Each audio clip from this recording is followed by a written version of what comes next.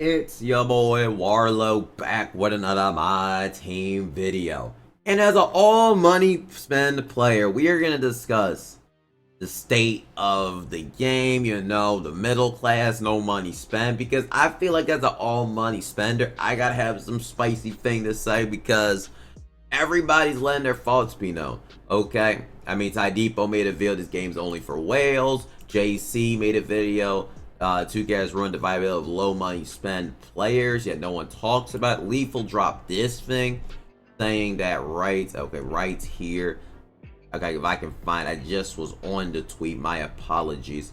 But he said 2K25 is the worst year for no money spend players, and there was a lot of disagreement on that. I think Henry Blasian and DBG try to say like it probably is the best, and I'll show that in a second.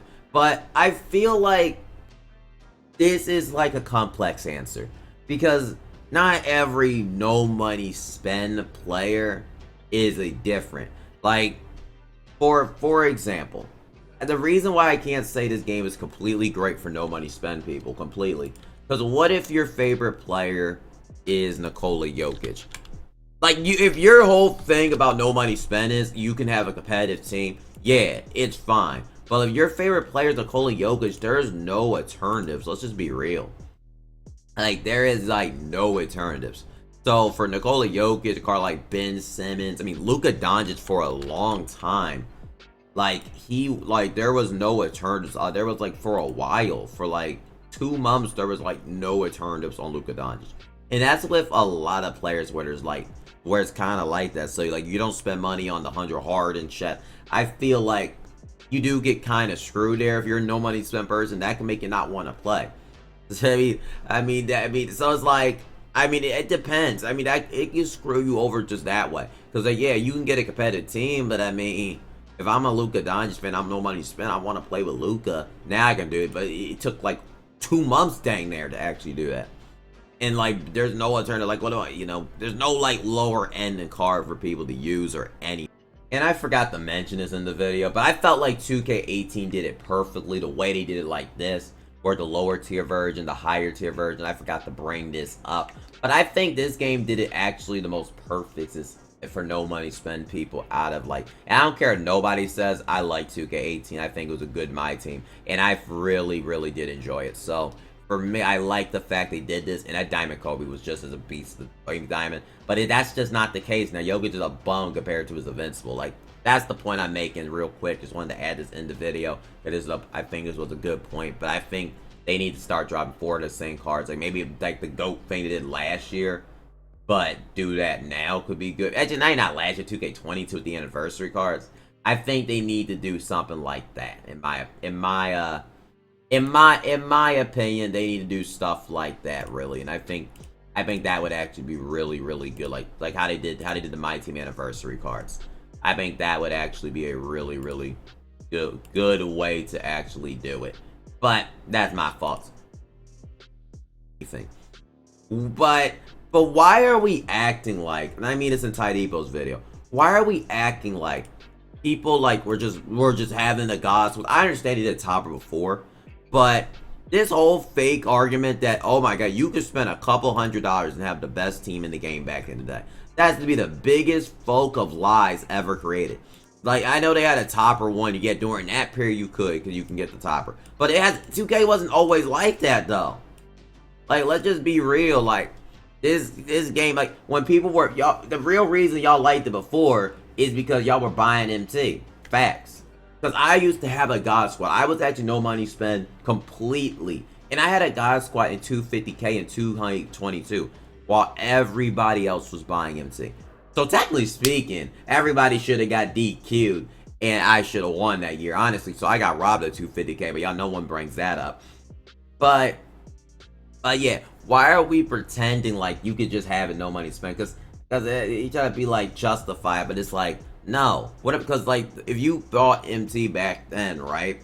You had to buy it off of people, like the cards. You had to use that MT on cards that people that did rip packs. And the people, y'all didn't care at all. I don't understand the whining a little bit. Y'all didn't care at all, for example, when those people were ripping those packs, spending loads of money to pull those cards, right? and they were selling them, and you were just buying them with bought MT. Like, you know what I mean? Y'all didn't, they never actually cared at all. Yeah, the game was more, yeah, because you're buying MT, but about the people that weren't buying MT for a while, who were getting screwed by the pack odds, you know, they can't afford certain cards, while you're, like, doing that, you did not care at all. So why are we having a whiny fit now that we can't, like, Ty Depot? Why are you whining now? Ty Depot's actually a funny one, because he actually says, like, $200, and I don't know, I disagree. I don't know. I don't know if I agree with that statement fully, because even in JC's thing, he pulled Luka Doncic, like, from his first Hall of Fame box. And, I mean, from not spending, like, $100, technically speaking. But that would be a middle class. And he pulled Luka Doncic, who was one of the best 100 overalls. And Ty Depot pulled 100 overall Shaq and probably has the best pack. Like low-key, if Ty low-key managed MT better, he probably would have an invincible Wemby low-key. But he did an awful job managing his MT for real. That's the real reason. Like, for real. But, yeah, that's the point I gotta make. So the people that acting like, oh my god, you could have had the best team back then for making low money spent, just stop the BS. You know that's BS. 2K16, you couldn't do it. Like the real way I got it back then was sniping. And I think that's what the game is for completely. I'm being honest with y'all. Is sniping. If you snipe, this game is more rewarding than ever. Because I've seen a lot of snipes, not just me, a lot of people. Like, there's a lot of snipes that be happening nowadays. If you're, like, sniping, then this game is fun. You can disguise the limit.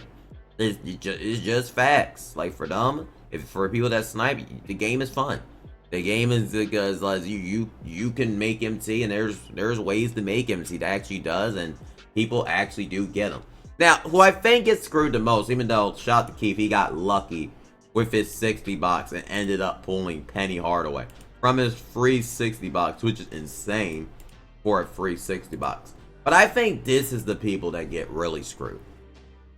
I don't think this game is complete for no money spent, unless you just care about making a competitive team. But there's many cases where it's not just that. I think the people that actually play the game get screwed. As y'all saw when I opened 2 boxes, those are the people that get screwed the most out of anybody. Because the middle class, I mean, I don't agree completely. Because I saw someone even pull Yao Ming. I mean, and the lucky people, I guess. If you're lucky, but you can get some. You can get somewhere in this game.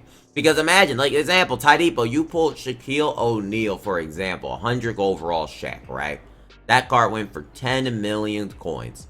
So if a person were to open pack and get lucky, I mean, it's just like playing, it's like playing the lottery, basically. Then essentially they can afford something they want. They have to get blessed, but you know, the funny part is the people that get lucky are the ones that don't actually spend the most. That's good, you know, on Twitter most times. But or does people get lucky? I've been seeing a lot of people get lucky from the free box as well. So there is some people in the community that has. So I mean, y'all are just the lucky ones. But I feel like playing the game, you get jacked, like Breakout, nothing, TTO Park, nothing.